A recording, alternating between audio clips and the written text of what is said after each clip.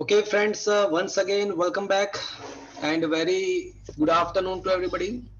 I hope you all are safe, your family member, your relative, your parents, your friends, all are safe and you are enjoying this new era, this new way of learning.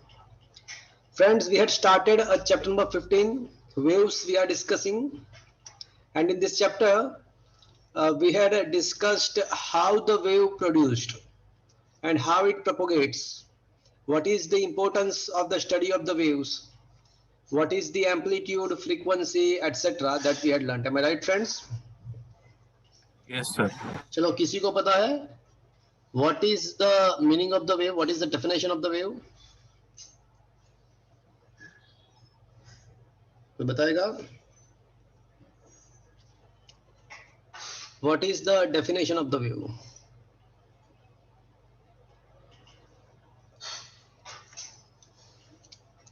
So friends, the motion of a disturbance either in the medium or in a vacuum is called the wave, sometimes wave bits.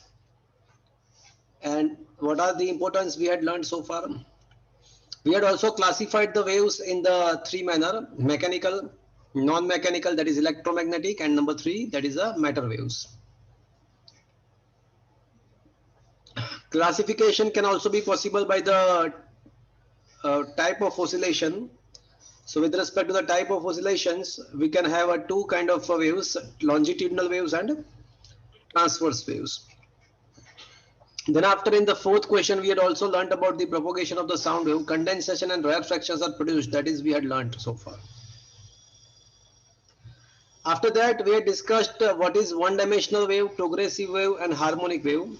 And we know about the amplitude, frequency, wavelength, angular frequency, wave number, and the wave vector. Friends, are you able to see the question number 7 in your mobile screen?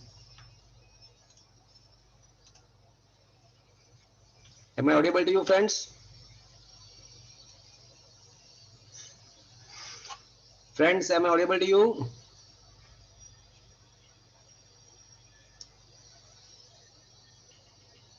आवाज आ रही है, friends?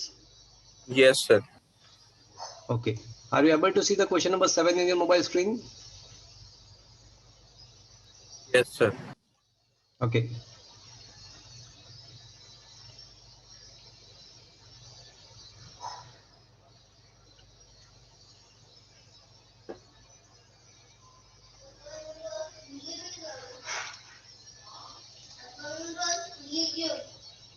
So question is, what is the wave speed and derive the formula of a wave speed. So obviously the definition of the wave speed is a distance traveled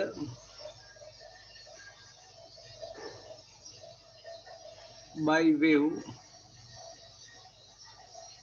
in a unit time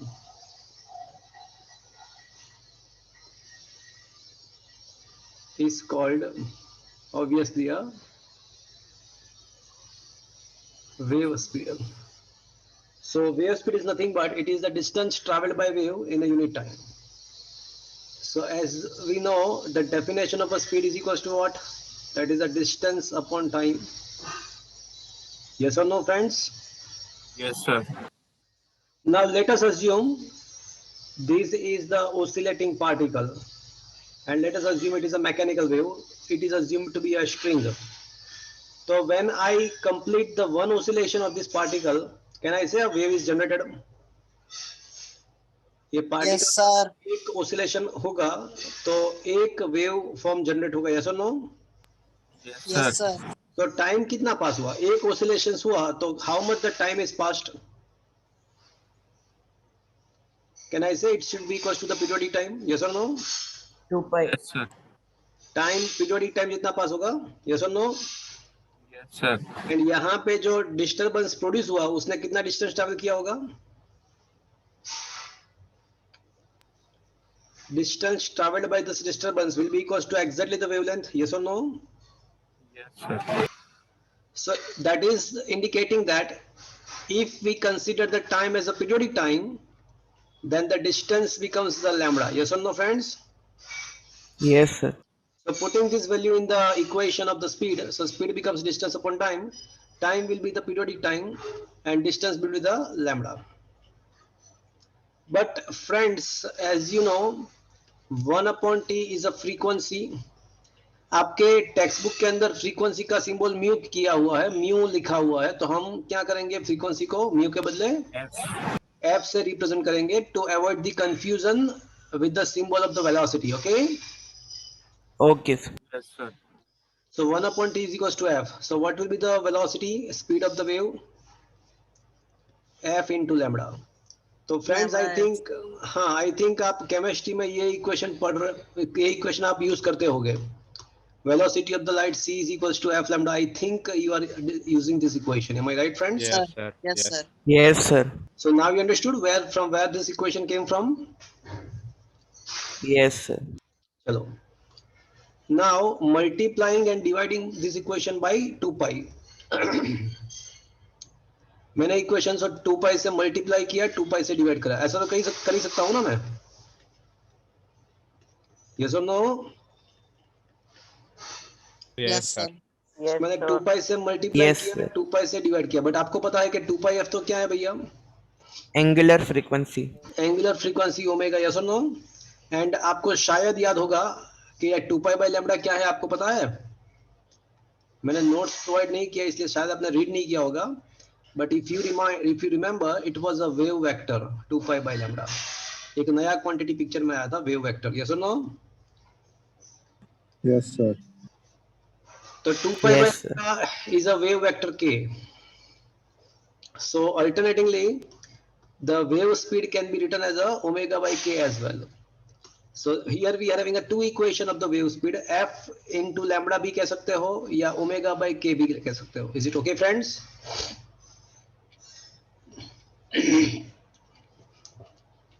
Yes, sir. तो ये question number 7 हुआ कि define the wave speed and derive the equation wave that is derive the formula wave speed v is equals to omega by k. Is it understood? ये 2 mark का question है.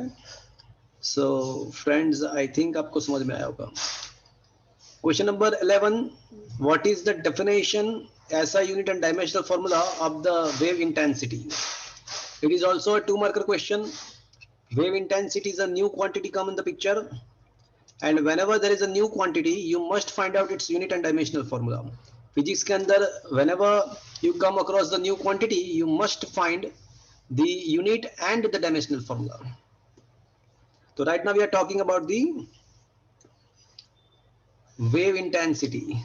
First time introduced. It is denoted by I. So the definition of the wave intensity is amount of energy passing perpendicularly to the unit cross-sectional area in a unit time interval. So amount of the wave energy passing normally, that is perpendicularly from unit cross-sectional area in the unit time, is called the wave intensity. Is it understood, friend? It is okay? ठीक है? Am I audible? Yes. Yes. So what is the wave intensity? It is the amount of the energy passing through unit cross-sectional area in a unit time normal to the cross-sectional area, perpendicular to the cross-sectional area. So that will be the wave intensity. Sometimes energy upon time is also considered to be a power. Power is equals to, आपको पता है कि work upon time, but that alternatively can be considered to be a energy upon time. Work and energy are interrelated. So energy upon time is also a power. So sometimes you can say intensity is equals to power upon cross sectional area. ठीक है? Yes, sir. Yes, sir. चलो बताओ मुझे, what should be the unit of this? Now from this, what should be the unit? Watt per meter square. Watt per meter square. Very good. And what should be the dimensional formula? Watt का होता है m1 L2 T minus 3 upon meter square L2. तो finally what should be the dimensional formula? M1 T minus 3. That was asked in the AI triple E. Intensity का dimensional formula AI triple E में पूछा था। चलो sir मुझे हम ये, हाँ बोलो। सर हम एनर्जी कंसिडर करेंगे तो फिर उसका तो m1 L2 T - 2 हो जाएगा ना। बट अपॉन टाइम है ना, एनर्जी पर टाइम मतलब क्या हुआ, पावर हुआ, तो पावर का तो ये हो जाएगा ना, पावर अपॉन यस ए। सर। ठीक है, यस सर। तो एनर्जी का लिखना तो एनर्जी का लिखो, तो फिर डिनोमिनेटर में आपको T1 भी लिखना पड़ेगा, यस सर।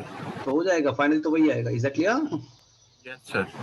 ओके फ्रेंड्स, आपको पता है कि वेव को एनर्जी कहां से मिलती है?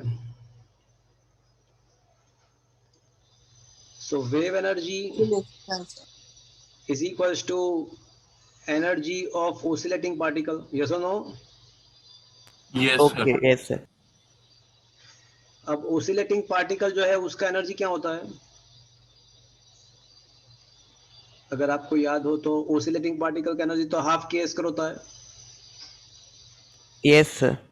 तो कहना इसे energy proportional to the amplitude square, yes sir. And because of that intensity is also proportional to the amplitude square. Is it okay? Yes, sir. Yes sir. तो ये आपको याद रखना है कि वेव इंटेंसिटी जो होती है ना, वो एम्पलीट्यूड के स्क्वायर के सेम प्रोपोर्शन में है।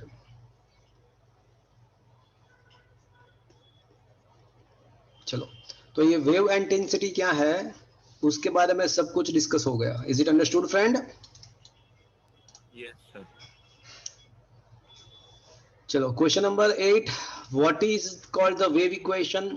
Right down the wave equation for the progressive harmonic wave propagating towards the positive x direction.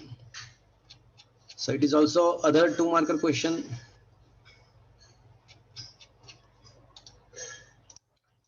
Friends मुझे ये बताओ कि जब वेव प्रोपोगेट करता है तो मीडियम के पार्टिकल्स क्या करते हैं? Oscillate. जब वेव प्रोपोगेट करता है तो मीडियम के पार्टिकल्स ऑसिलेशंस करते हैं with respect to their mean position. तो फ्रेंड्स अलग अलग पार्टिकल्स जो होंगे ना, ये मान लो कि अलग अलग पार्टिकल्स है।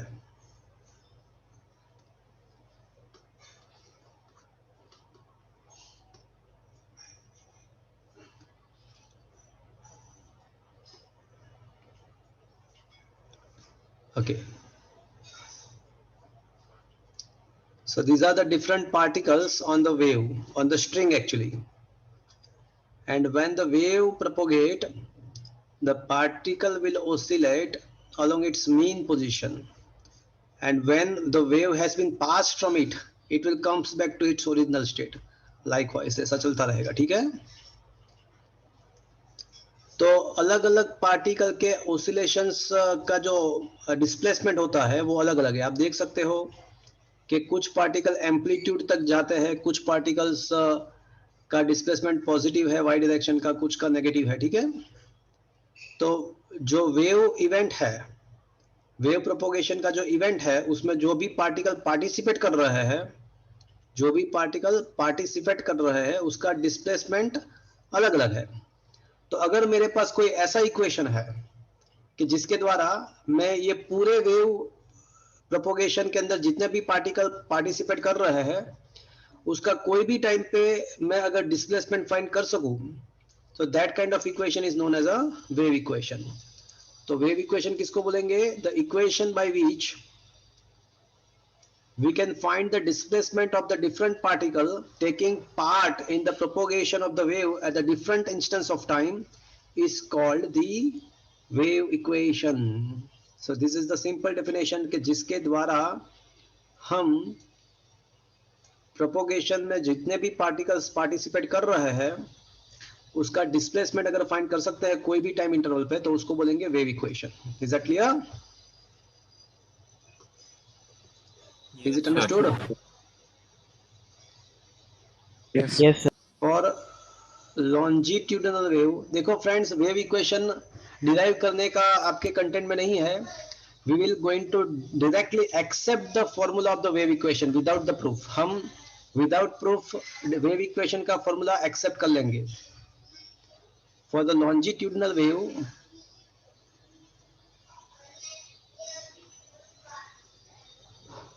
for the progressive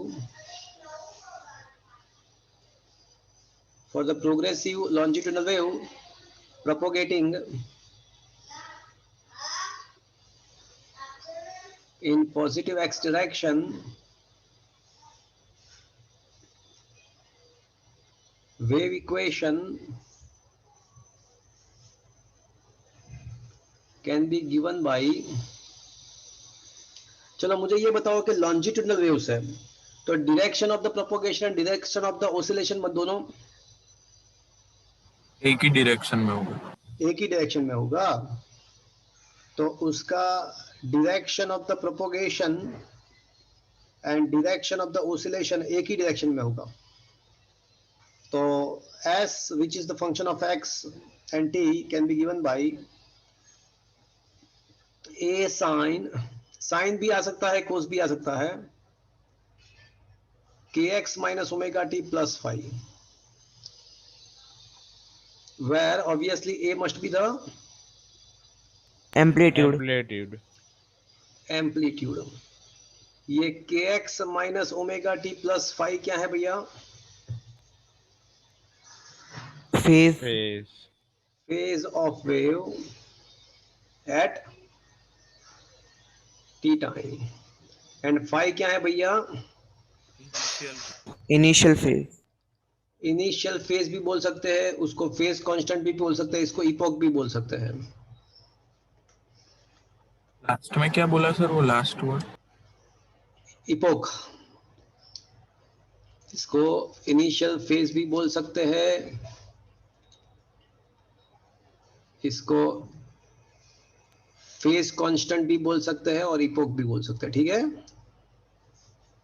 Okay, sir. Is it understood? Yes sir. चलो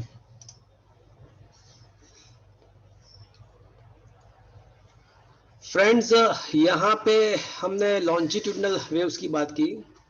अगर ट्रांसवर्स वेव होता तो direction of the propagation and direction of Perpendicular. हाँ, Perpendicular. Direction of the oscillations should be perpendicular to each other, yes और no? Yes sir. So for a transverse wave,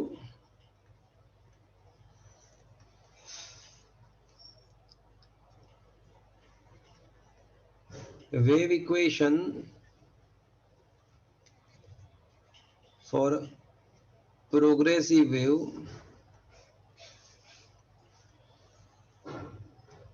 in a x positive x direction can be given by, अब यहाँ पे देखो, यहाँ पे है ना direction of the propagation and oscillation longitudinal waves में सेम ही डायरेक्शन में था, सेम डायरेक्शन में, बट ट्रांसफर वेव में परपेंडिकुलर होता है। तो मैं यहाँ पे y is the function of x and t, this y indicates that the oscillation is along the displacement, हाँ वो y डायरेक्शन में है, but direction of the propagation तो x ही है, मतलब जो फेज एंगल आएगा ना, फेज एंगल, वो तो डायरेक्शन ऑफ प्रोपोगेशन तो वही है x डायरेक्शन, तो फेज एंगल तो वही रहेगा, बट यहाँ पे मैंने y क्यों लिखा, समझ में आया आपको? Yes, sir. So this is the wave equation we have to accept without the proof. उसका proof पुराने सिलेबस में था, अभी proof without proof we will accept this one. चलो ये पॉजिटिव एक्स डायरेक्शन में है, तो अगर नेगेटिव एक्स डायरेक्शन में होता तो फॉर्मूला क्या होता?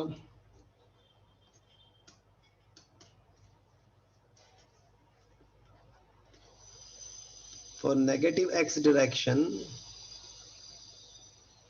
Minus A. equation can be written as follow.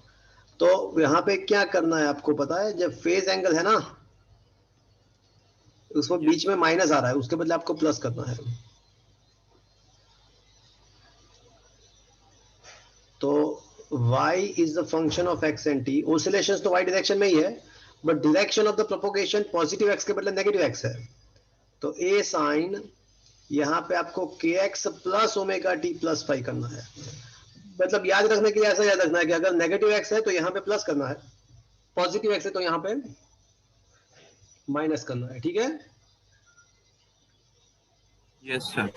तो ये आपको डायरेक्टली याद रखना है, पॉजिटिव एक्स के लिए बीच में माइनस फेस के अंदर, एंड नेगेटिव एक्स के लिए फेस के अंदर बीच में प्लस करना है, ठीक है।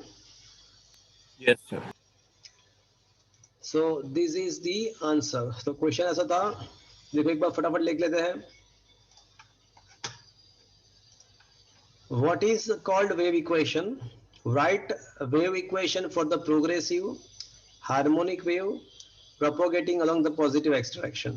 Wave equation, an equation with the help of which we can find out the displacements of the different particles taking part in the propagation of a wave at different times is called the wave equation.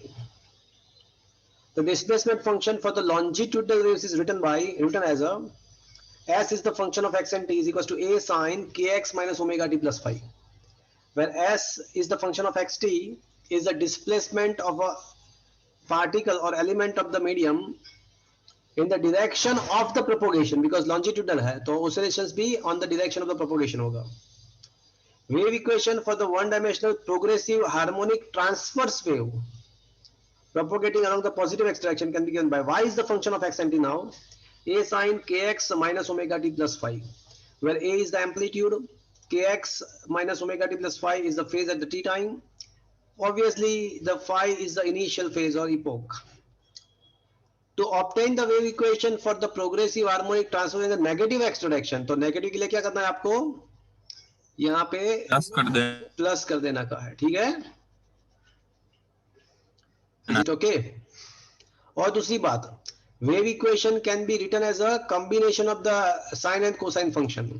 तो उसके लिए हमने याद करो oscillations में हमने prove कर दिया था। तो ऐसा in that kind of situation, if it is in the combination of the sine and cosine function, so what should be the amplitude? We had proved in the theory of the oscillations, if you remember. So in this kind of circumstances, the amplitude is taken as a root of a square plus b square, right? And the phase can be found by the b by tan inverse b by, yes or no? Yes, sir. Sir चलो अब हमें ना we are going to discuss the different form of the wave equation. Wave इक्वेशन के अलग अलग forms के बारे में डिस्कस करेंगे।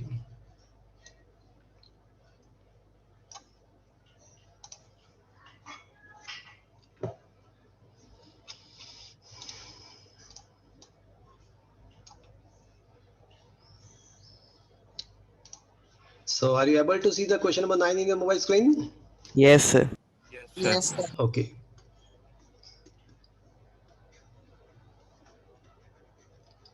Question is, write down the different form of a wave equation. So सबसे पहले wave equation हमको पता है y is the function of x and t is equals to a sin kx minus omega t, considering the initial phase is a 0. Initial phase 0 है, ऐसा मान के चलेंगे, okay? Now k is a wave vector, can be written by 2 pi by lambda, and omega can be written as a 2 pi f, right friends?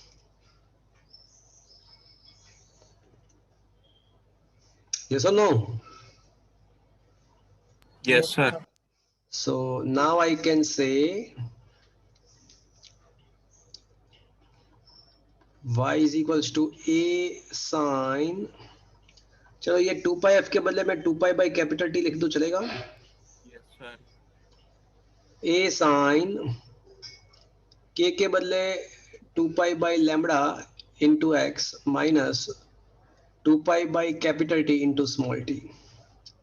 तो यहाँ पे आप 2 pi को कॉमन ले सकते हैं, तो 2 pi common, x by lambda minus small t by capital D. So this is the type number 1 equation, ठीक है।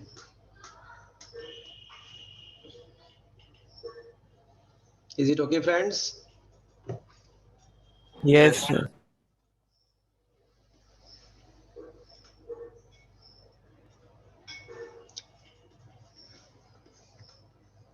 चलो लैम्बडा को कॉमन ले लेते हैं, तो यहाँ पे x बचेगा, यहाँ पे t by T into lambda बचेगा। चलो यस इसमें सर। समझ, अच्छा एक अगर समझ नहीं आया तो मैं एक काम करता हूँ, थोड़ा सिंपल करके देता हूँ आपको। लैम्बडा को मल्टीप्लाई डिवाइड किया फिर। हाँ, लैम्बडा को मल्टीप्लाई डिवाइड करके लिखेंगे ना तो आपको ज्यादा सिंपल रहेगा। ठीक है, सही बात है। तो ये 2 pi X by lambda minus T upon capital T, यहाँ पे लैम्बडा से मल्टीप्लाई डिवाइड कर दो, तो अब lambda common, 2 pi by lambda common ले लो,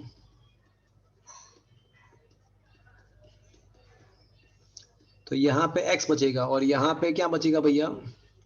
लैम्बडा टी बाई टी। हाँ, क्या बचेगा? Lambda T by capital T. Lambda T by capital T. तो lambda T by capital T, but ये डिवाइड 1 अपॉन कैपिटल टी के बदले क्या लिख सकता हूं मैं? एफ। तो कहना इसे एफ लैम्बडा, यस और नो? सर आप। Can I write F lambda? Yes Yes, sir. sir. तो now it becomes 2 pi by lambda X minus V T, चलेगा? F lambda is equal to V T. ठीक है,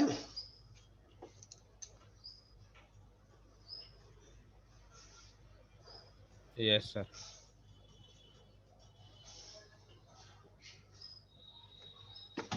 is it okay friends? Yes, sir. So this is the alternate form of the wave equation.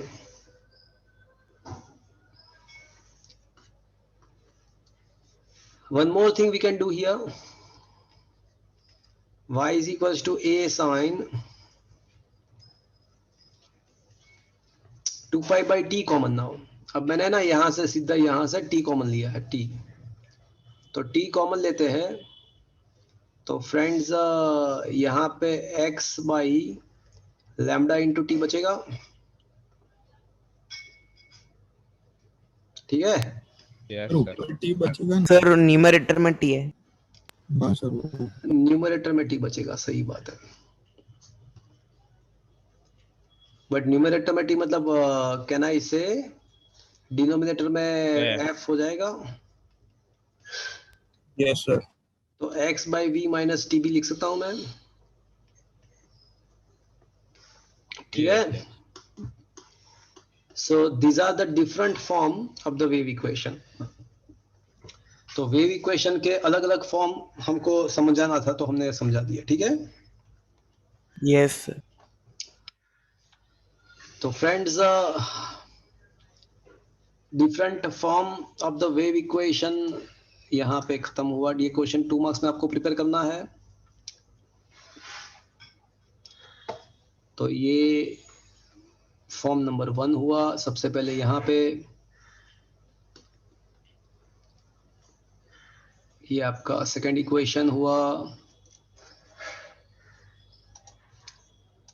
इसके बाद ये third equation form number 2, 2 pi F common X by V minus T, and 2 pi by lambda अगर common लेते हैं तो x minus V T भी हो जाएगा। So this 3 are the different form of a wave equation. ठीक है, yes sir. चलो question number 10, explain which properties are important in the propagation of the wave, mechanical wave। Mechanical wave के propagation में medium का कौन सा characteristic use होता है, मायने रखता है? तो फ्रेंड्स हाँ बोलो, किसी को पूछना है? सर हाँ बोलो। सर आपकी आवाज बीच बीच में चली जाती है, पता नहीं मेरे में प्रॉब्लम है या सब में। आवाज आ रही है भैया? आ रही है, मतलब हाँ सर, बच्चे जाती रहे। बीच बीच में कट के आ रही है। ओके,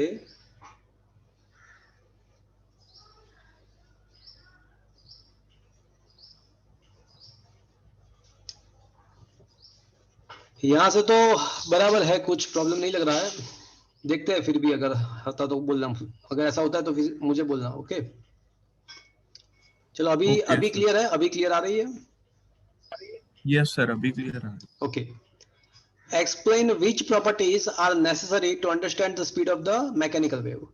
फ्रेंड्स, हमको पता है कि वेव्स जो है ना वो दो टाइप के हैं। सर हाँ बोलिए, बोलिए। सर आवाज नहीं आ रही आपकी। आ रही है sir, आ रही है. आवाज तो आ रही है, कोई प्रॉब्लम नहीं आ है। रही है सर। यहाँ से तो एकदम प्रॉपर जा रहा है। हाँ सर अभी आ रहे।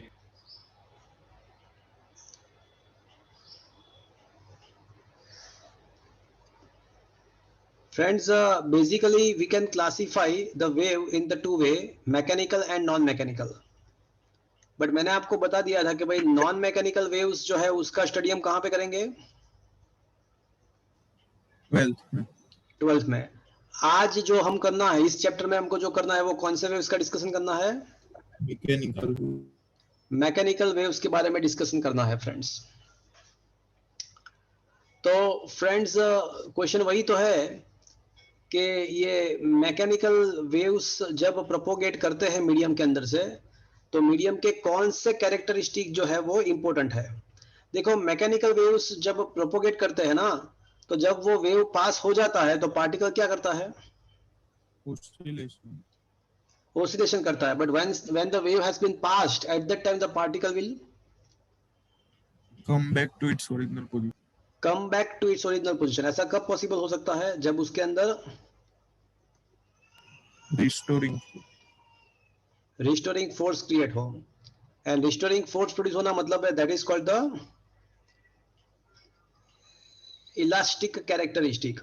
वापस आना, that is called the elastic characteristic. तो क्वेश्चन ऐसा है कि कौन कौन से कैरेक्टरिस्टिक वेव प्रोपोगेशन में यूज होता है? तो एक तो इलास्टिक कैरेक्टरिस्टिक, दूसरी बात वो पार्टिकल कितना ऊपर जाएगा। पार्टिकल कितना ऊपर जाएगा उसका डिपेंडेंस किसके ऊपर है पता है आपको? उसका इनर्शिया कितना है। अगर इनर्शिया ज्यादा है तो उसका एम्पलीट्यूड कम रहेगा, इनर्शिया अगर कम है तो एम्पलीट्यूड उसका ज्यादा रहेगा। ठीक है। Yes, तो sir. Finally in the propagation of the mechanical wave, in the propagation of mechanical wave, its speed is depend on the two parameters. कोई भी मैकेनिकल वेव चाहे कोई भी मीडियम में हो, उसका जो स्पीड है, वेव स्पीड, वो दो पैरामीटर के ऊपर डिपेंडेंट है। कौन कौन से दो पैरामीटर? एक तो मीडियम का Elasticity. इलास्टिसिटी एंड दूसरा होगा Inertia. इनर्शिया। तो ये दो प्रॉपर्टी जो है वो उसके वेव स्पीड को डिसाइड करती है। ठीक है। Yes, sir. अब फ्रेंड्स, एक बहुत ही अच्छी बात मैं आपको बताऊं, मैकेनिकल वेव्स लॉन्जिट्यूडनल भी हो सकते हैं, ट्रांसवर्स भी हो सकते हैं। जैसे साउंड वेव है तो वो transverse kind of mechanical waves है। साउंड वेव जो है वो longitudinal kind of mechanical wave है। बट स्ट्रिंग के अंदर जो प्रोड्यूस होते हैं, स्ट्रिंग के अंदर, वो भी मैकेनिकल है, वो बट वो ट्रांसवर्स टाइप के है। मतलब मैं ऐसा बोल रहा हूँ कि mechanical wave can be transverse, can be longitudinal. तो सोचो कि जब लॉन्जिट्यूडनल वेव्स पास होते हैं मीडियम में से, तो क्या होता है मीडियम में के अंदर क्या होता है? So when the longitudinal waves pass from the medium, then what happen inside the medium? किसी को पता है? हमने propagation of the sound wave Fraction discuss and कर लिया। rarefaction. तो कंडेंसेशन एंड rarefaction होता है, यस और नो? Yes, sir. तो कंडेंसेशन में क्या होता है कि कंप्रेशन होता है, यस और no? Yes, sir. And rarefaction में एक हिसाब से डिप्रेशन होता है, यस और नो? Yes, sir. तो मतलब यहाँ पे क्या होता है, कुछ जगह पे प्रेशर इंक्रीज होता है, कुछ जगह पे प्रेशर डिक्रीज होता है। तो प्रेशर इंक्रीज डिक्रीज होता है। सो मतलब कि यहाँ पे compressive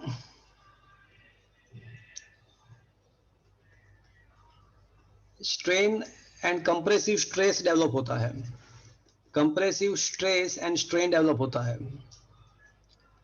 and friends, compressive stress जो है ना, वो तो कोई भी मीडियम में प्रोड्यूस हो सकता है, चाहे वो गैस मीडियम हो, एयर मीडियम हो, या चाहे वो लिक्विड सॉलिड कोई भी मीडियम हो। तो यहाँ पे when the and the propagation of the longitudinal wave, compressive stress are developed, and which is possible in all the medium, which is possible in the all medium. That means, what does it means? That means longitudinal waves can propagate in the all the medium. wave can propagate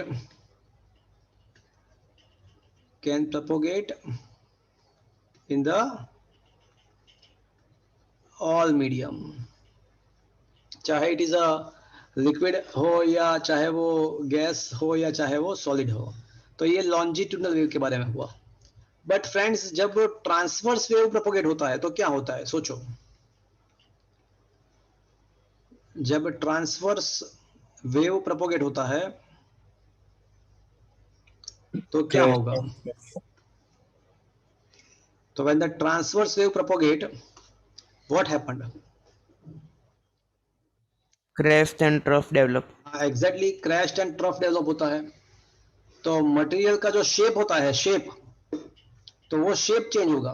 तो correspondent to the change in the shape, which kind of stresses are developed? Here. याद आ रहा है किसी को? Yes, sir. So transverse wave जब propagate होगा तो मीडियम के अंदर शियरिंग स्ट्रेस प्रोड्यूस होगा, मतलब शेप में चेंज आएगा। अब फ्रेंड सोचो, फ्लूइड मीडियम जो है, फ्लूइड मीडियम मतलब सॉलिड एंड फ्लूइड मीडियम मतलब लिक्विड एंड गैसियस, तो उसका तो कोई शेप होता ही नहीं है।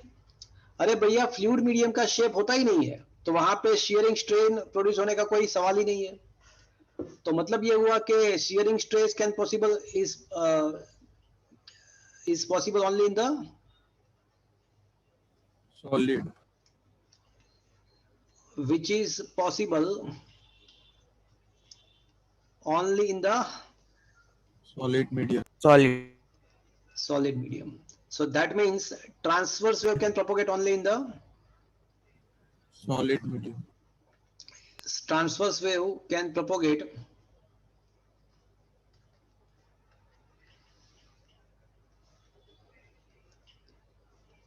only in solid medium.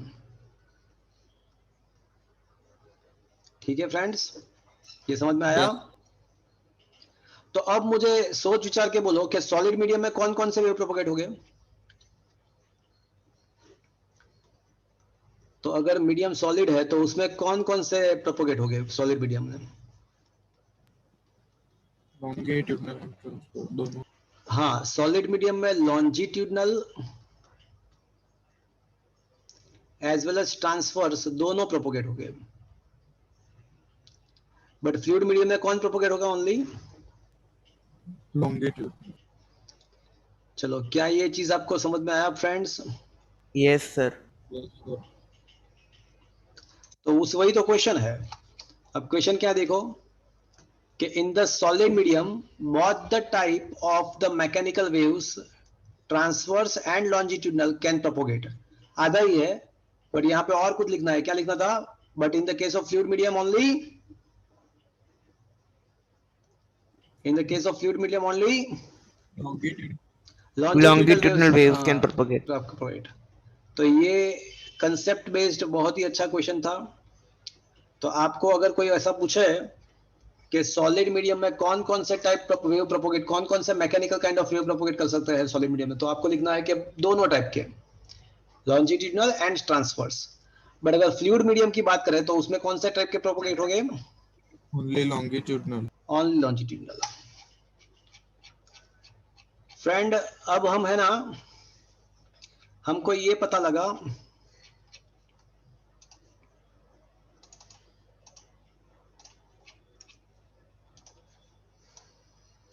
Okay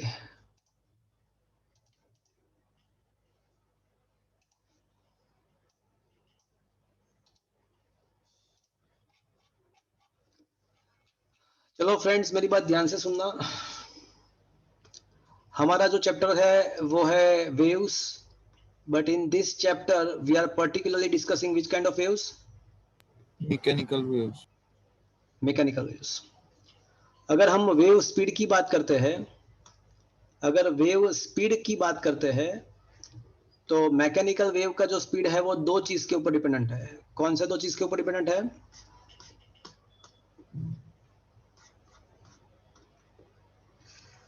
elasticity. बोलो बोलो। Elasticity and Elasticity inertia. and inertia. Very good. तो speed is depend on the two parameter. Number one elasticity, number two inertia, right? Inertia. ठीक है, yes yes or no? Sir. अब yes sir. Okay,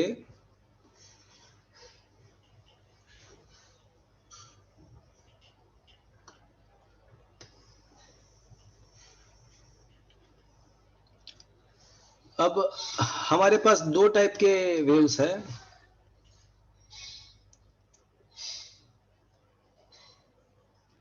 एक है transverse wave. तो आपको पता है कि ट्रांसवर्स वेव जो है वो कौन से मीडियम में प्रोपोगेट करेगा?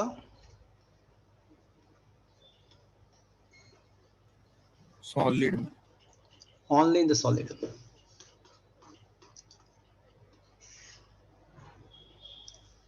Friends, experimental result shows that experimental result shows that the velocity of the transverse wave in the string kind of medium is depend on the two parameters. String जैसा कोई medium है, solid medium, इसके अंदर जब transverse wave propagate होते हैं ना, तो वो दो पैरामीटर के ऊपर डिपेंड होता है। एक तो जो स्ट्रिंग का टेंशन होता है उसके ऊपर डिपेंडेंट होता है, और दूसरा स्ट्रिंग का लीनियर मास डेंसिटी। स्ट्रिंग का टेंशन, स्ट्रिंग का लीनियर मास डेंसिटी, ये दो पैरामीटर के ऊपर डिपेंडेंट होता है। Very most important question already asked in the examinations. With the help of the dimensional analysis, obtain the expression of the wave speed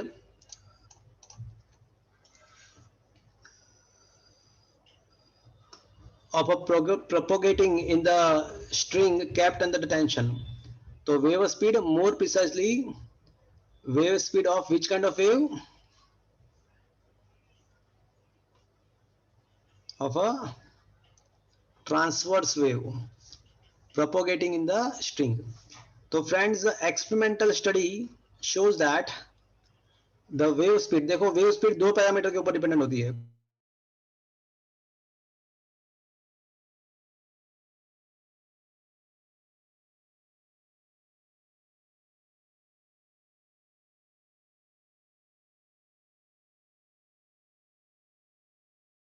अभी आवाज आ रही है मेरी फ्रेंड्स? Yes sir. चलो, तो वेव स्पीड जो है ना वो दो कैरेक्टरिस्टिक के ऊपर डिपेंडेंट होती है। कौन कौन से दो कैरेक्टरिस्टिक? Elasticity and inertia. तो tension is correspondent to the elasticity. Tensional force is indicating the elastic characteristic. And linear mass density, तो ये मास डेंसिटी का मतलब क्या हुआ? म्यू जो है ना, where T is the tensional force and mu is the linear mass density. अब ये मास आया, इसका मतलब क्या हुआ? वो कौन सा कैरेक्टरिस्टिक हो गया? इनर्शिया। ठीक है, Yes, sir. Yes sir. अब ये कहां से आया? ये दो पैरामीटर के ऊपर ये ट्रांसवर्स वेव का स्पीड डिपेंडेंट है, वो कहां से आया? तो बोले वो एक्सपेरिमेंटली आया, बट उसके कितने पावर पे डिपेंडेंट नहीं है। तो हम सपोज करेंगे कि भाई सपोज जो वेलोसिटी है ना वो टेंशन के power A and linear mass density के पावर बी के ऊपर डिपेंडेंट है। तो उन दोनों को कंबाइन करते हैं। अगर दोनों को कंबाइन करते हैं तो फिर क्या होना चाहिए भैया? If we combine them, then V proportional to, it should be TA mu B. So V is equals to K, where K is the proportionality constant and AB belongs to R. Yes or no, friends? K Yes, is a sir. unitless. K is a unitless constant. याद आ रहा है कुछ? Yes, sir.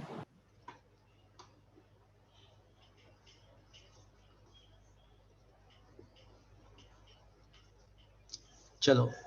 Now taking the dimensional formula both the sides. दोनों side dimensional formula लगाएंगे.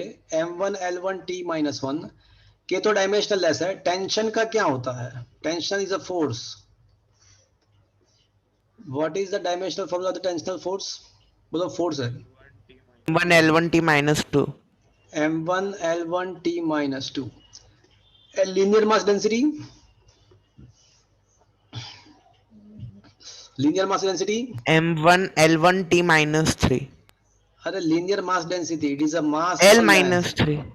अरे मास पर length है. मास L1T. पर unit length. M1 L minus 1. T0. ठीक है. Yes, sir. Linear mass density is equal to mass per unit length. ठीक है. Yes, sir. वो डेंसिटी नहीं है, linear density. It is not a density, it is a linear density. Okay, linear mass density. ठीक है. Yes, sir.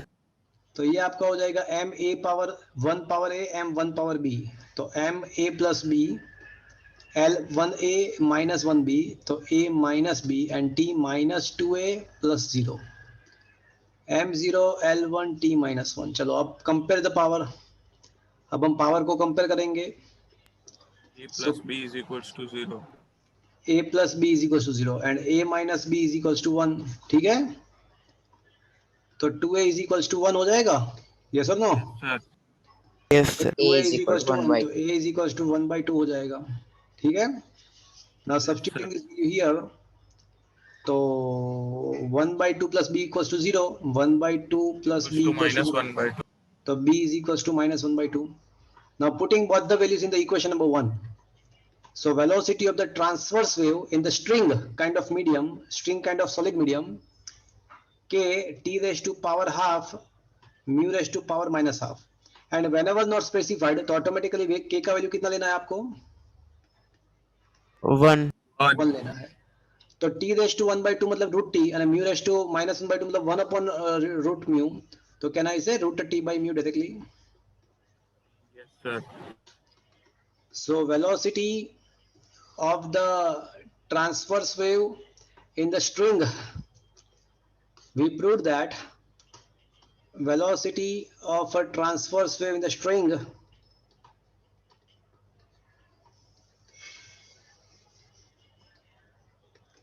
is proved as a, it is proved as a Root T by U. root t by mu.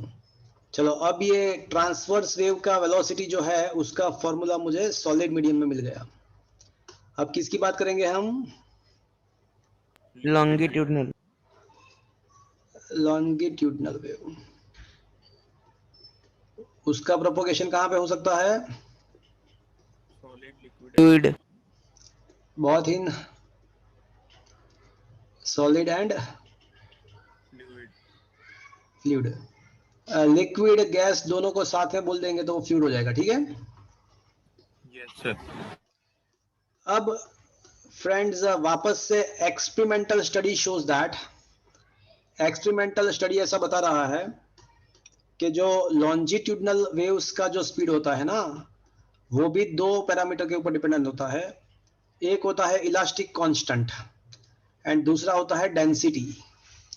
तो friends elastic constant and density. Elastic constant कौन सा characteristic represent करता है? Elastic constant कौन सा characteristic represent करता है? देखो हमको पता है कि वेव स्पीड जो है ना वो दो चीज के ऊपर डिपेंडेंट होती है. कौन कौन से दो चीज? Elasticity and inertia. Elasticity and inertia. तो ऑब्वियसली इलास्टिक कांस्टेंट किसका रिप्रेजेंटेशन हो गया? इलास्टिसिटी। इलास्टिसिटी का रिप्रेजेंटेशन हो गया। एंड डेंसिटी मतलब मास अपॉन वॉल्यूम, तो वो किसका रिप्रेजेंटेशन हो गया? इनर्शिया। इनर्शिया का। तो इनर्शिया का। ठीक है, तो V इज इक्वल्स टू के elastic constant inertia, elastic constant elasticity, density inertia दोनों आ गया। Where K is a dimensionless and AB belongs to R, K is a dimensionless unitless constant। वापस से वही चीज करेंगे, अब दोनों साइड हम डायमेंशनल फॉर्मूला अप्लाई करेंगे, दोनों साइड हम डायमेंशनल फॉर्मूला अप्लाई करेंगे।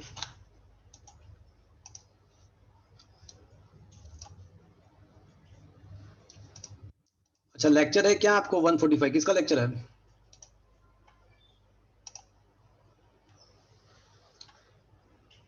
वन 145 किसका लेक्चर है प्रियांशु?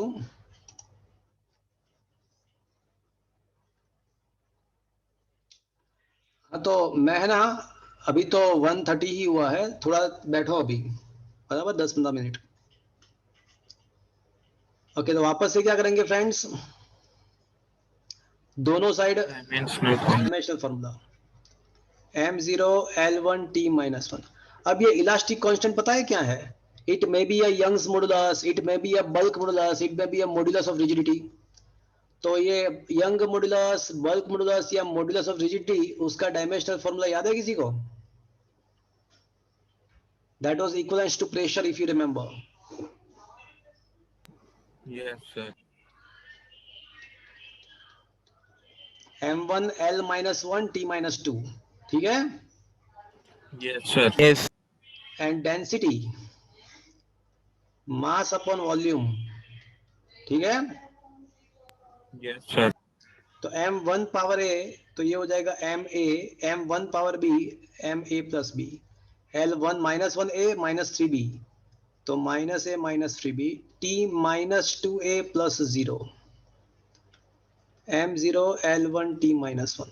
चलो कंपेयर द पावर्स, तो a plus b equals to 0 हो जाएगा, एंड दूसरा आएगा -a -3b is equals to 1 हो जाएगा। तो एडिशन कर दो,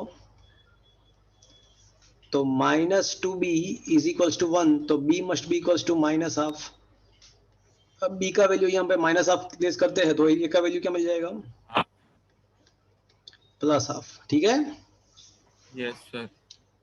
तो velocity of the Yes, sir. Longitudinal wave, k का वैल्यू हम ले लेंगे, कितना ले लेंगे k का वैल्यू? 1। तो बचेगा e रेस टू a का वैल्यू 1/2, रो रेस टू -1/2। तो कैन आई से it should be a √e/ρ। Yes sir. But ये कौन से वेव्स के लिए है? लॉन्जिट्यूडनल। तो लॉन्जिट्यूडनल वेव्स तो आपको पता है कि दोनों टाइप के मीडियम में प्रोपोगेट हो सकता है, यस और नो? Yes sir. तो when a longitudinal waves are propagating the solid medium, तो जब सॉलिड मीडियम में प्रोपोगेट होता है तो एज अ इलास्टिक कांस्टेंट क्या लेना पड़ेगा पता है आपको? यंग मॉडुलस लेना पड़ेगा, बिकॉज सॉलिड मीडियम में जब वो प्रोपोगेट करते हैं तो कंप्रेसिव स्ट्रेन, मतलब वो compressive and the tensile stress and compressive stress जो होता है ना, वो tensile stress, compressive stress is actually ये जो है उसके रिगार्डिंग जो मॉडुलस है वो यंग मॉडुलस है। या यंग मॉडुलस का आपको डेफिनेशन पता है? Longitudinal stress upon longitudinal strain. हाँ, longitudinal stress upon longitudinal strain. तो ये टेंसाइल कंप्रेसिव जो है वो यंग मॉडुलस के साथ कनेक्टेड है, तो that's why as a elastic constant we have to take the Young's modulus upon the density. ठीक है फ्रेंड्स? Yes sir. बट अगर फ्लूइड मीडियम की बात करते हो, तो जब आप फ्लूइड मीडियम की बात करते हो, जैसे साउंड वेव जो है वो लॉन्जिट्यूडनल वेव्स ही है, तो जब फ्लूइड मीडियम में जो प्रोपोगेट होता है तो पूरे जो रीजन है उसका कंप्रेशन डिप्रेशन होता है, मतलब प्रेशर में चेंज आता है। तो प्रेशर के साथ करस्पॉन्डेंट स्ट्रेस कौन सा है?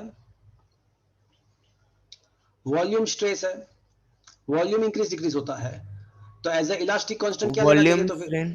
हाँ, वॉल्यूम तो स्ट्रेन। Perfect volume stress. तो एज अ इलास्टिक कांस्टेंट आपको क्या लेना पड़ेगा? Bulk modulus. bulk modulus लेना पड़ेगा. So when these longitudinal waves are propagating in the fluid medium, then what should be the value of the speed?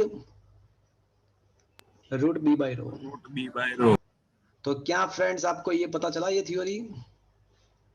Yes, sir. तो friends एक जो table है वो मैं यहाँ पे बना रहा हूँ कि भाई लॉन्जिट्यूडनल वेव्स है, तो ये टेबल के अंदर ये सारे क्वेश्चन आपका एक साथ रिवाइज हो जाएगा. E A rho B and finally it will be converted into the root E by B. ठीक है, और उसमें भी दो केस पॉसिबल Yes, है. sir. दो case possible.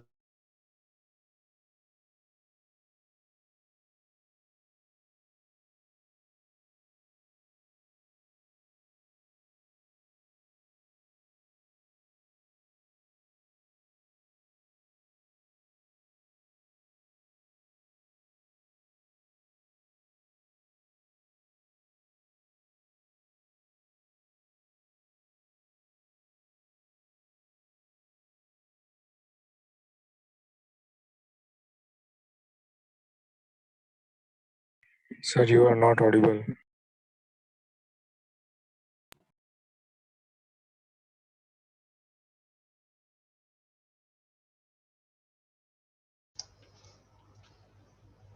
So is it okay, friends?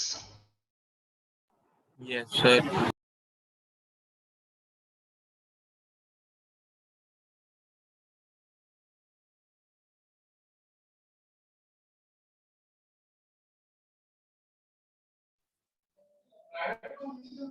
Sir आपकी फिर से आवाज चली गई.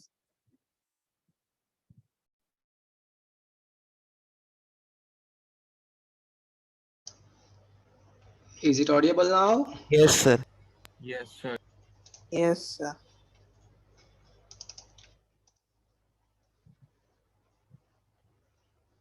Okay. So question number 13 discuss किया फ्रेंड्स. आज का लेक्चर बहुत बहुत बहुत ही इंपॉर्टेंट कह सकते हैं. अब पर्टिकुलरली साउंड वेव की बात करते हैं and it is propagating in the air medium. तो हमको कहां से स्टार्ट करना पड़ेगा friends? Velocity of the sound wave वो एयर मीडियम में प्रोपोगेट करता है, तो मुझे स्टार्ट कहां से करना पड़ेगा?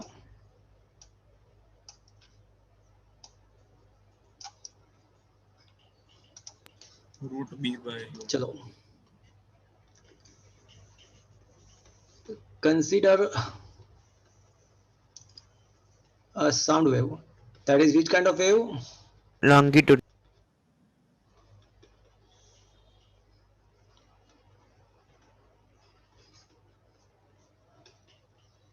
Propagating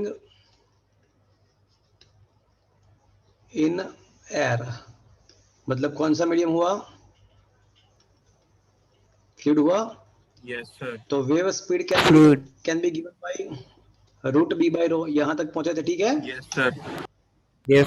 Yes or no? Now Newton assumed, Newton ने ऐसा assumption किया that propagation of sound wave, propagation of a sound wave is a isothermal process. उसको ऐसा लगा कि जब साउंड वेव प्रोपोगेट करते हैं तो ये जो एयर मीडियम है उसका टेम्परेचर तो चेंज नहीं हो रहा है. तो न्यूटन ने ऐसा अजम्पशन किया कि propagation of the sound wave is isothermal process and hence isothermal bulk modulus, isothermal bulk modulus should be taken.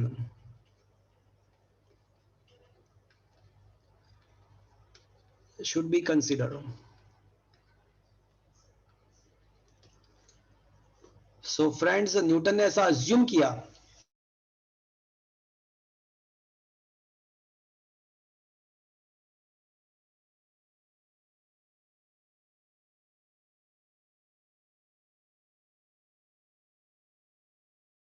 Sir आपकी आवाज चली.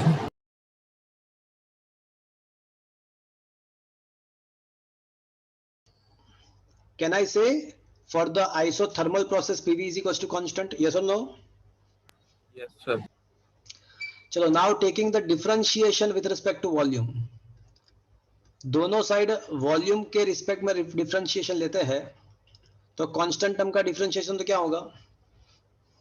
0. 0. 0 हो जाएगा. अब P बाहर वॉल्यूम का वॉल्यूम के रिस्पेक्ट में 1 होगा, प्लस V बाहर. फ्रेंड्स, आपको पता है ना ये मल्टीप्लिकेशन का rule? Yes, Yes. sir. ddx of अगर yz है तो पहले y बाहर आ जाएगा, z का डिफरेंशिएशन होगा, प्लस z बाहर आ बाहर आ जाएगा, जाएगा, y का Y का डिफरेंशिएशन. याद है ना फ्रेंड्स? Yes, sir. वैसे रोटेशनल मोशन में एक दो बार किया था हमने. So friends, can I say p is equals to minus dp upon dv, ऐसा लिख सकते हैं हम? Yes, sir. तो dp मतलब delta p upon delta v by v, ऐसा लिख सकते हैं फ्रेंड्स. ये v को मैंने न्यूमरेटर के v को डिनोमिनेटर के डिनोमिनेटर में डाल दिया, चलेगा? Yes, sir. बट फ्रेंड्स याद करो, ये delta p upon delta v by v तो क्या है? Bulk modulus. एंड माइनस भी वहां पे था, याद हो तो, अगर बल्क मॉडुलस का डेफिनेशन में माइनस भी था, याद हो तो. So it is a bulk modulus. Yes और नो? Yes, sir. Yes, तो sir. Finally what is proved? That in the isothermal process the bulk modulus is taken as a pressure. Yes और no? Yes, sir. सो अब velocity का formula क्या हो जाएगा? P by rho. p by rho. At STP pressure जो होता है ना, तो एयर का जो प्रेशर होता है STP पे वो 1 एटमॉस्फेयर होता है. Sir. एयर का प्रेशर 1 एटमॉस्फेयर होता है एंड डेंसिटी उसका एयर का होता है, वो भी हमको दिया होगा. तो फ्रेंड्स, अगर ये वैल्यू सब्स्टिट्यूट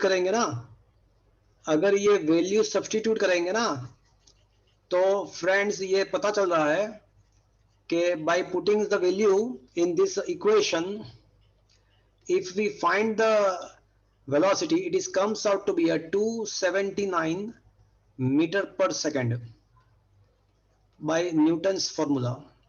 ये न्यूटन्स जो फॉर्मूला है ना, उसके द्वारा ये मिल रहा है 279. But actually it is velocity of the sound in the STP. Practical किया तो पता चला 332 मीटर पर सेकंड है.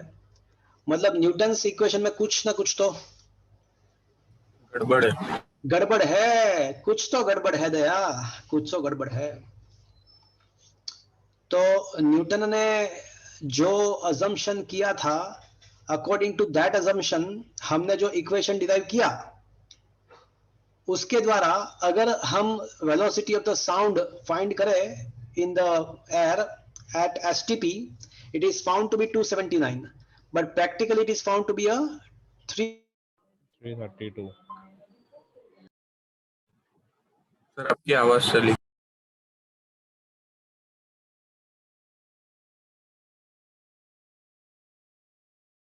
ये हुआ, इसका मतलब ये हुआ कि भैया न्यूटन के इक्वेशन में कुछ तो गड़बड़ है. ठीक है फ्रेंड्स?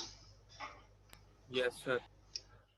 तो वो क्या गड़बड़ है, तो वो जो है वो that is the last question of today's lecture. Newton का इक्वेशन में कुछ प्रॉब्लम है. This suggest that there is a some defect in the formula. तो फिर लाप्लास आया.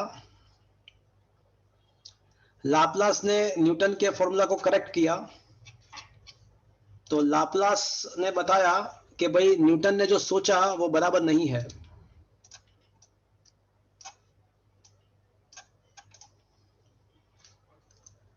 सो लाप्लास ने ये बताया कि जब साउंड वेव प्रोपोगेट होता है तो क्या प्रोड्यूस होता है भैया? कंडेंसेशन प्रोड्यूस होता है, रेरफैक्शन प्रोड्यूस होता है. तो जब कंडेंसेशन प्रोड्यूस होता है वहां पे टेम्परेचर इंक्रीज होता है. आपकी स्क्रीन बरोबर नहीं दिख रही है, मतलब लिख रहा है वो दिख नहीं रहा. नहीं दिख रहा है क्या? मैं जो लिख रहा हूं वो दिख नहीं रहा है आपको? No, sir. मैं जो लिख रहा हूं वो दिख नहीं रहा है क्या आपको? आवाज भी कट रही है थोड़ी. सर आपका वीडियो भी स्टॉप हो गया।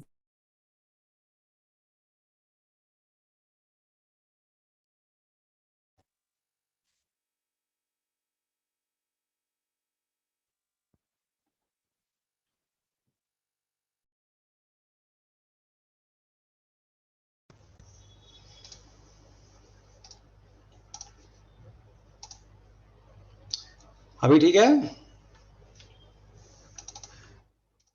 अभी ठीक है? अभी थोड़ी थोड़ी आवाज कट रही है।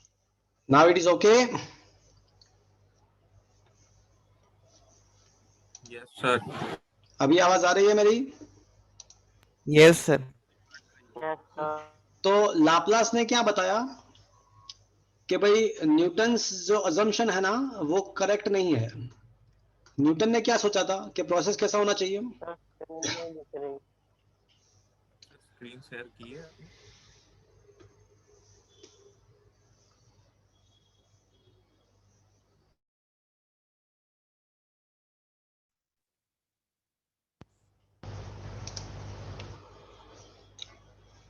Okay, am I audible to you friends now? Sir कट रही है थोड़ी थोड़ी अभी भी आवाज। अभी देखो, अभी आवाज आ रही है बराबर? Is it okay now? हाँ यस सर। वीडियो में से ना ऑफ रख रहा हूँ, वीडियो मेरा ऑफ रख रहा हूँ। आवाज आपको आ रही है बराबर? अभी भी कट रही है सर थोड़ी थोड़ी। नहीं सर, कट कट के आ रही है।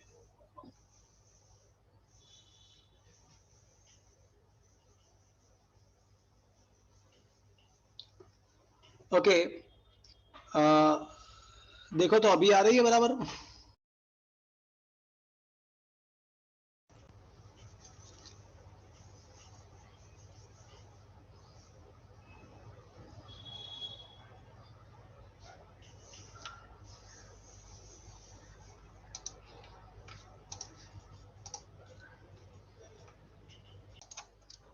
ओके, सो फ्रेंड्स, न्यूटन ने क्या अज्यूम किया था कि ये जो प्रोसेस है प्रोपोगेशन का, साउंड वेव का, वो कैसा है?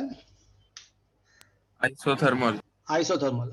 बट लाप्लास ने ये बताया कि जब साउंड वेव प्रोपोगेट होता है तो एयर मीडियम के अंदर कहीं पे कंडेंसेशन होता है, कहीं पे रेरफेक्शन होता है। तो जहां पे कंडेंसेशन होता है वहां पे टेम्परेचर इंक्रीज होता है, एंड जहां पे रेरफेक्शन होता है वहां पे टेम्परेचर डिक्रीज होता है। तो ऑब्वियसली ये जो प्रोसेस है वो आइसोथर्मल हम नहीं कह सकते। नहीं कह सकते हैं।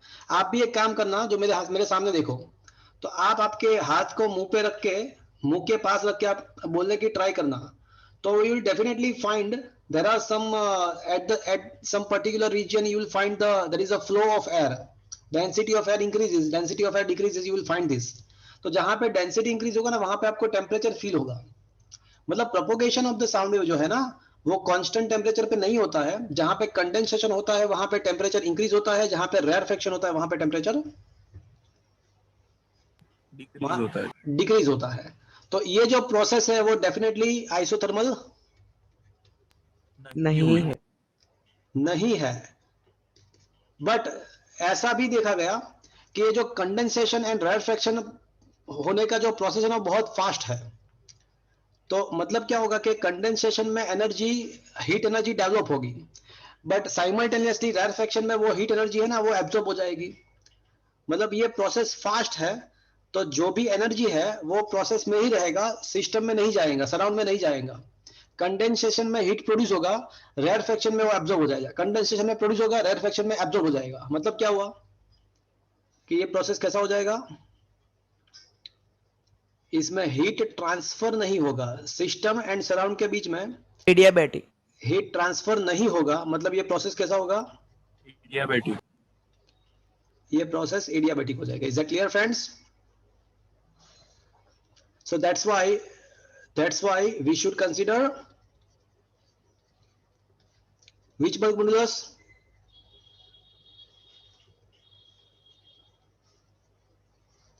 We should consider adiabatic bulk modulus. Is that clear? Yes sir. चलो, तो अब लाप्लास ने ये बताया कि भाई हमको है ना एडियाबेटिक बल्क मॉडुलस कंसीडर करना चाहिए, हमको आइसोथर्मल बल्क मॉडुलस कंसीडर नहीं करना चाहिए। एंड आपको पता होगा कि एडियाबैटिक प्रोसेस के लिए क्या है इक्वेशन?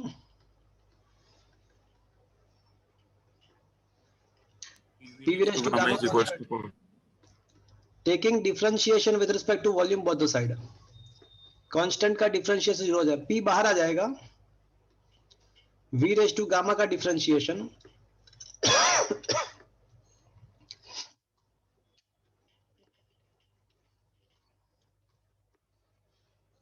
फिर V रेज टू गामा बाहर, dP by dV। अब इसका डिफरेंशिएशन गामा बाहर, V raise to gamma -1 plus V raise to gamma dP by dV।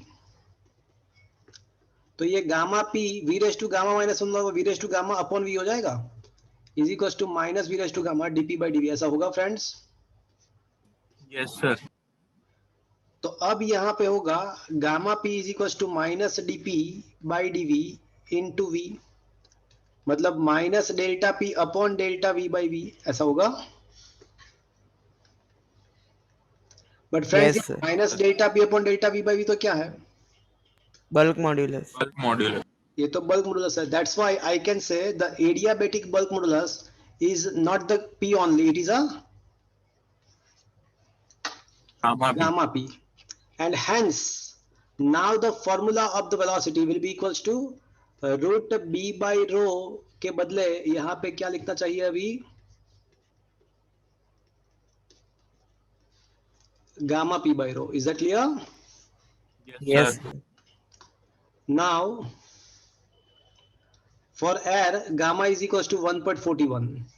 So if you putting the value of the P, rho and gamma, all the three values here, and if you find the velocity at STP, it is found to be a 131.8 something, sorry 338 point something, 331.8 meter per second, that is approximately, 332 meter per second. and that is compatible with the practical values। Is that clear? Yes, sir. तो ये practical value के साथ एकदम compatible है। Is it understood friend? Yes, sir. तो अब जाके पता लगा कि न्यूटन का जो अजम्पशन था वो गलत था। न्यूटन ने क्या अज्यूम किया था कि जो प्रोपोगेशन है वो कैसा है भैया? Isothermal. आइसोथर्मल है, एंड एक्चुअल में वो कैसा प्रोपोगेशन है? Adiabatic. Diabetic. एडियाबैटिक प्रोसेस है। और एडियाबैटिक प्रोसेस के द्वारा हमको ये पता चला कि एकदम जो आंसर आ रहा है वो कैसा है फ्रेंड्स? बोलो। Accurate. एक्यूरेट आ रहा है। तो फाइनली ये जो Accurate. चार्ट हमने, हाँ ये जो चार्ट हमने बनाया उसको थोड़ा और हम कर लेते हैं, थोड़ा और इसको कर लेते हैं।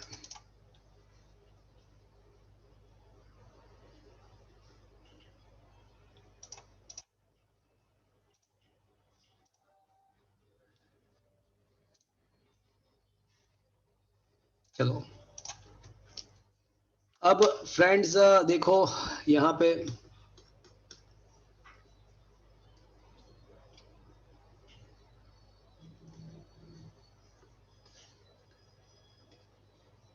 Sir, आपकी आवाज नहीं आ रही। नहीं, अभी मैं कुछ बोला ही नहीं, मैं अभी बोल रहा हूँ। आ रहा है अभी? आवाज आ रही है? Yes, sir. आ रही है। न्यूटन ने क्या अज्यूम किया था? आइसोथर्मल प्रोसेस ऐसा अज्यूम किया था, and because of that isothermal bulk modulus should be taken, and that's why the answer should be root P by rho, which is actually wrong। And फिर क्या बताया? Laplace correction. Adiabatic process. तो Laplace ने correction किया, उसने बताया कि भाई ये प्रोसेस जो है वो कैसा है भैया? Diabetic. Adiabatic. एडियाबैटिक प्रोसेस है।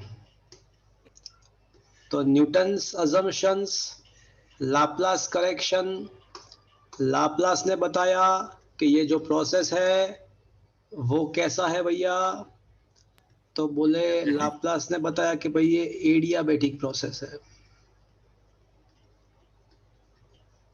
एंड एडियाबेटिक प्रोसेस है तो bulk modulus should be taken as a gamma P, gamma P, and when you take the gamma p, then the answer is comes out to be exactly the true. Is it understood, friend? Yes sir, Yes, sir. तो ये एक page के अंदर almost 6 question is there in this one single page. तो क्या ये पूरा topic आपको समझ में आया? Yes sir, Yes, sir. तो आज का जो लेक्चर है वो बहुत बहुत बहुत ही इंपॉर्टेंट है. आज के लेक्चर में जितने भी ये चैप्टर के जो इंपॉर्टेंट क्वेश्चन है वो हमने डिस्कस कर लिए.